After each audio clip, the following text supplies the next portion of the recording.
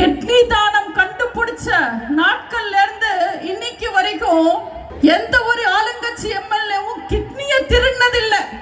ஆனா 7 கிட்னி திருடின ஆளுங்கட்சி எம்எல்ஏ சாதனை படிச்சது திமுக எம்எல்ஏ, இந்த திருட்டு திமுக அரசாங்கம்.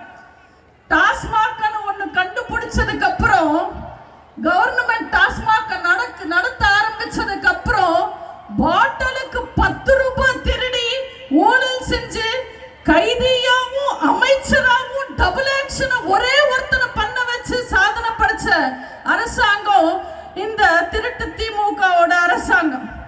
சொமாலியா என்ற நாடை அழிக்கிறதுக்கு 30 வருஷம் ஆச்சு. அந்த நாடு நாசமா போறதுக்கு 5 வருஷத்துல தமிழ்நாட்டை நாசமாக்குன சாதனை செஞ்சது இந்த திருட்டு திமுக அரசு. இந்த மாதிரி சோதனைகளை சாதனைகளாக்குன பெருமை ஸ்டாலினுக்கு உண்டு. இதுக்கு மேல திமுக தமிழ்நாட்டில் ஆட்சிக்கு வந்தா திமுக இருக்கும், ஆனா தமிழ்நாடு இருக்காது.